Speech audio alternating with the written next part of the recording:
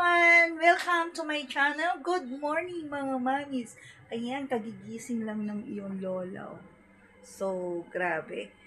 At habang naglalaba po tayo, magluluto po tayo ng ating brunch. Ayan, yan ang ating daily update ng iyong mami. Ayan guys.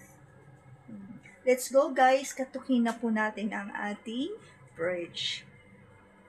Ayan guys, i-check muna natin kung ano na nangyayari sa nilalabahan ko. Ayan, may manual ako dito na nilalabahan. So, tayin muna natin, anuin muna natin to para tumagal dun habang nagluluto ako. I-extend natin yung time. So, ayan na nga guys. I'm here in my rooms.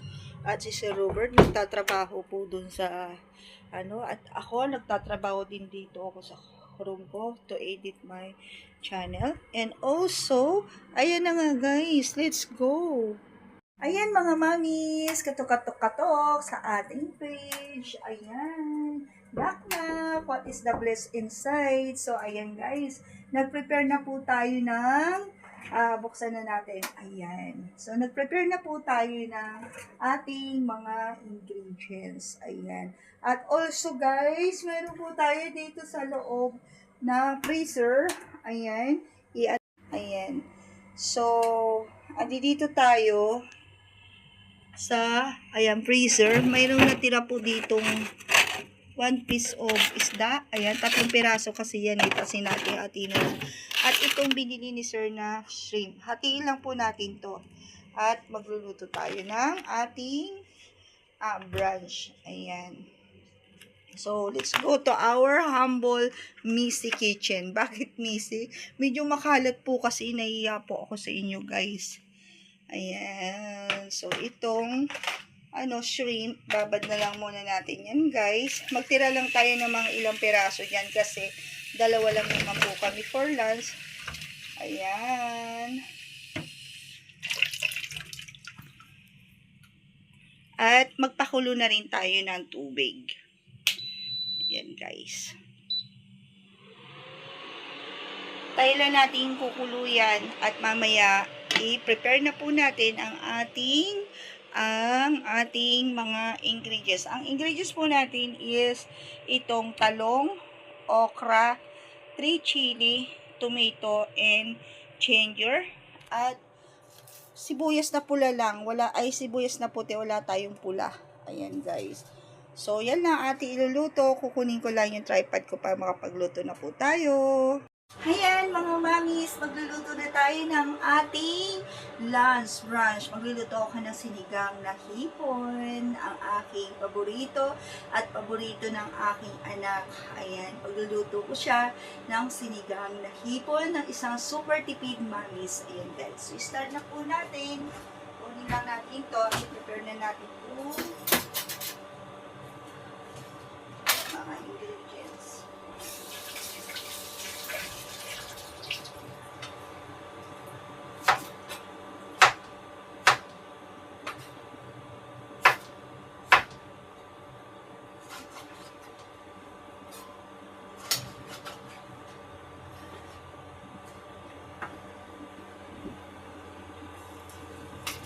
Ulugin natin.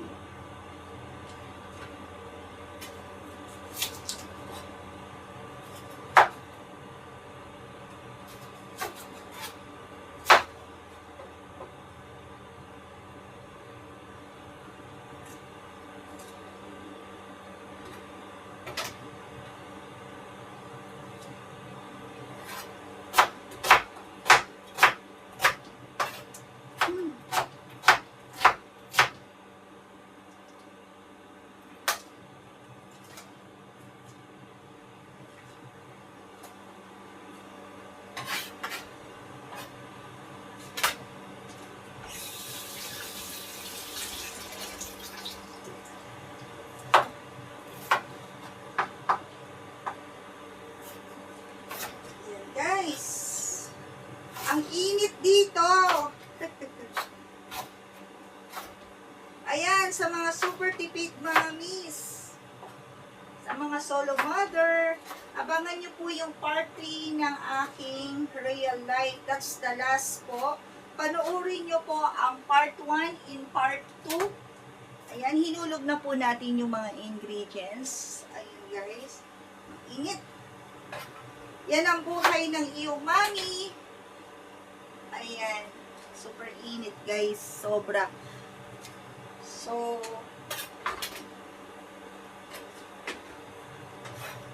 ayan. Ganyan lang. Very quick lang po itong iluto. At itong iluluto ko is para sa aking anak na si Prince. Kasi paborito niya talagang sinigang. Sinigang na manok. Basta sinigang ang paborito nun. Ayan. Lagi kami, everyday po kami nagkakausap. Ayan. Ang paborito naman ng aking anak na si Chiro, the elder son, is tortang talong. Ayan. Noon na, aywan ko lang ngayon kasi tagal na namin hindi nakita. Kaya, sabi niya, namimiss ko niluto mamami. Tortang talong. Ayan. So, may talong dito. Paborito ni Jiro yung talong. At si GR naman, anything. Walang RP yan, batang yan. Paborito niyan, ice cream. Ayan. Walang ano sa buhay yung bata yan. Sa bunsubo na yan. Sobra.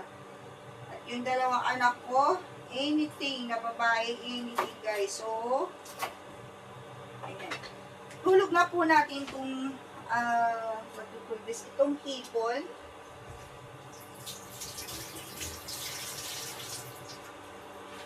Ayan guys. Siguro ito mga 5 real lang to guys. 2, 4, 6, 8, 10. 10 pieces. So, para lang, magtitira lang po ako ng siguro ng mga, kasi gusto kong mag-chop suey bukas. Paborito ni mami yung chop suey. So, ayan.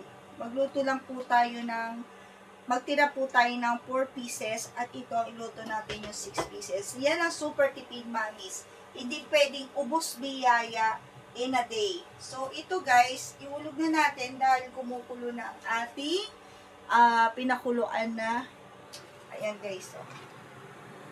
Pinakuluan na shrimp. Ayan, kung nakikita nyo po. Ayan. So, kumukulo na po siya. At, ihulog na natin tong ating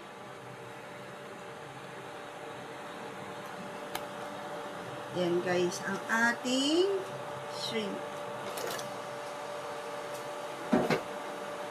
Tapos, lagyan na po natin siya ng salt. Konting-kunti lang. Ayan. And then, yung ating kunti lang naman na pampalasa. Ang paminta po kasi is pampabango ng pagkain. At luya, okay na yan. At itong natirang magic sarap. Lahat na natin. Kasi natira lang naman to. Tapos, pag okay na po yan guys, yan, takpan lang po natin na durugin lang natin yung kamatis. Yan, kulang pa nga ito eh. Dapat mayroon akong dahon-dahon. Kaya lang, ang ating lucky fridge is ito lang binigay sa atin na biyaya. So, be contented po tayo, mga solo mother, mga super tipid mamis. Ayan. So, aluin lang natin yan.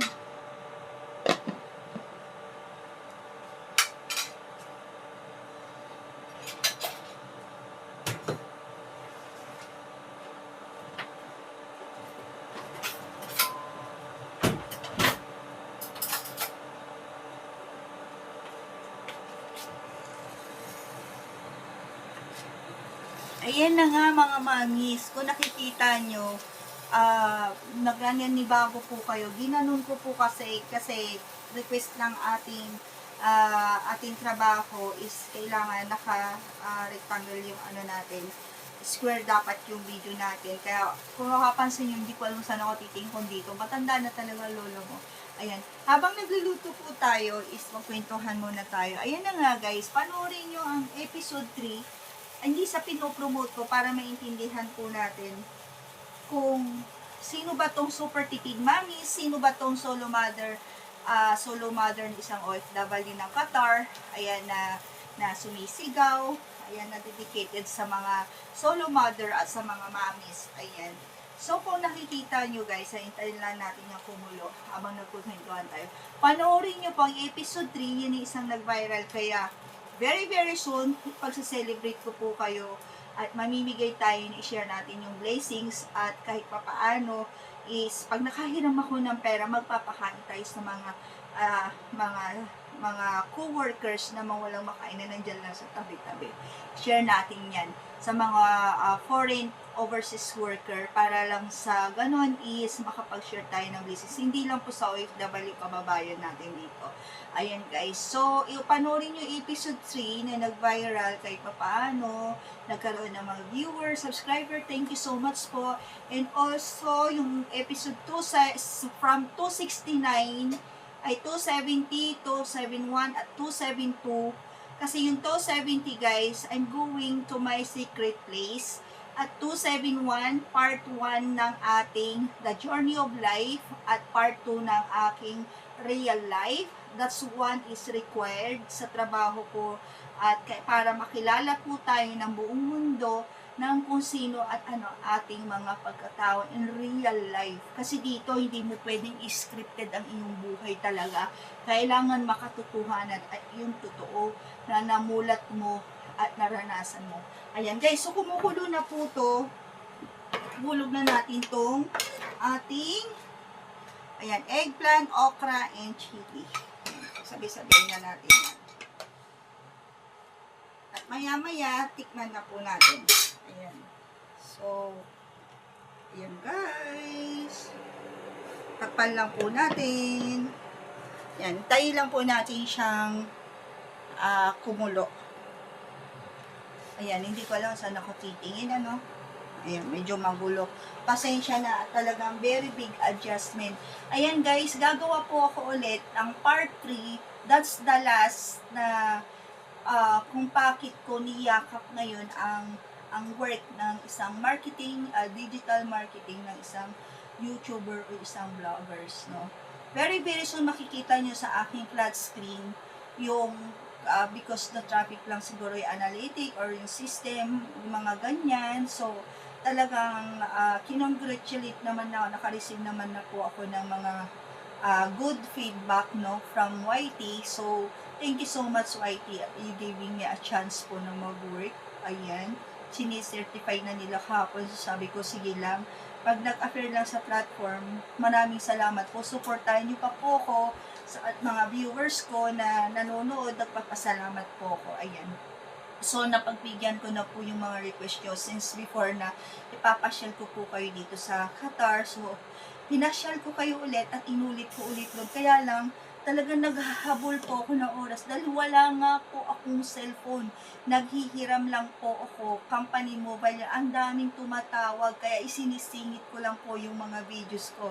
Pero kung may sarili na po akong cellphone or mapagawa ko yung luma kong cellphone guys, is makakapag-vlog na po tayo ng maayos, hindi na po tayo nagmamadali, ayan, so, wala nang ibang tumatawag, isi-separate ko po kasi ang bagong mobile para sa YT ko para wala nang tumawag guys, ayan, so, pagpasensya nyo ng aking munting content, ang iyong super tipid mommies, super tipid budget meal, ayan, yan yung daily cooking ko, at kung ano yung naging daily lifestyle ko na ginagawa at magiging journey natin very very soon. Kasama ko po kayo sa aking journey. I promise that. Ayan. So, lahat ng aking successful, i-share ko sa mga solo mothers, mga solo parents na what do you call this, na susuportahan po natin. Actually, mayroon na akong assignment at project pag uwi ko ng Pilipinas. Yung mga organization ng mga solo mother, naghihintay na po sa akin. Ayan guys! So, i-check na po natin yun. Kulong-kulo na. Wag lang dapat natin overcook ang ating niluluto. Ayan. Yung sinabi ko na wag maglalagay ng mga tubig is yung igigisa lang. Hayaan nyo lang magtubig yung mga gulay. para lagyan nyo mga little bit siguro. Pero sa akin, hindi po talaga ako naglalagay ng tubig once na gulay ang niluluto ko para fresh yung kakainin po natin. Sa side ko lang po. Ayan guys. So, ito guys, ang ating sinigang na hipon na niluluto ko kasi paborito ng aking anak to. At paborito ko rin, syempre, kahit na may allergy ako, guys. Paborito ko yan. Ayan. Pero limited lang ako. Ayan, hindi pa luto. Limited lang po ako ng aking kinakain. Ang required lang ng aking doktor is nalilito ako sa aking, aking camera. Kasi, guys, nanibago ko. Ayan. So, limited lang ako. Until 7 pieces lang ang aking kinakain. Ayan, patasan lang natin ng kaunti. Ayan, guys. So, ang init, super init. Mamaya, papagawa ko yung ilaw dito malaki para maliwanag. Kasi lampshade lang yung ginawa ko na improvised DIY. Ayan, after nating mag-brush, magluto, guys, is kakain na po tayo. Abangan nyo po yung part 2. Samahan nyo po sa aking pagkainan. Actually, mga 5 minutes yan, luto na. Okay, guys. So, ayan. Medyo tapos na yan. Dahil sabi ko, huwag natin i-overcook yung talong. Ay, hindi pa. Sakto lang ito.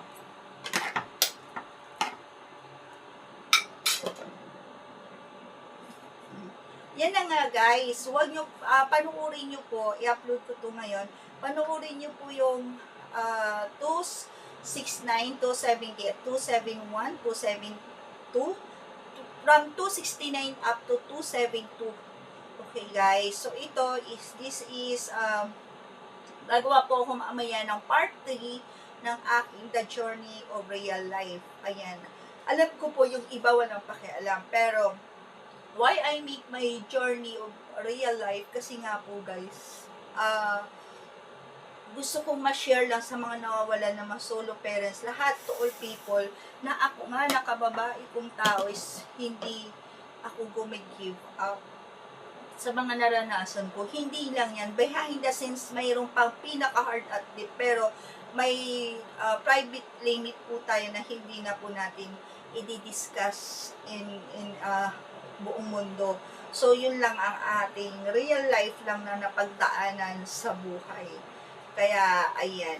Ang dami kasing nagtatanong, bakit ayaw mo mag-asawa, bla bla bla. Itatakil po natin yan very very soon. Why? Ayan, guys. So, ayan na. Tikman na po natin. Tikman na natin, mga mamis, ang ating niluluto. Ayan, salamat sa suporta at wala kayong sawang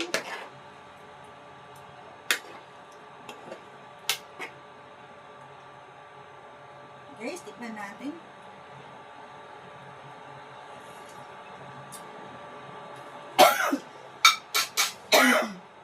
Gumuhit yung ginger, guys. Ang sarap, wow. Grabe. So, okay na po yan. Flake na natin yan. Tapos na po. At luto na rin ang kanin. Yan. I-plate lang po natin, guys. Ang way lang natin, kumuha lang tayo ng mga 2 piece of 3 piece pala. Tira natin si Sir Tig, 3 piraso kami na hipon. Ayan, may sabaw. Ayan. Tipid. Sober tipid. Ayan. Ang importante sa akin, sabaw, kasi diet naman na ako. So, samahan nyo ko, guys. Kain po tayo dun sa labas. Ayan. So, pakita ko lang sa inyo, guys, ang naluto. Ayan, guys. Oh, sarap. Sinigang na hipon. Ayan, guys. Bye! We go in the part 2, guys.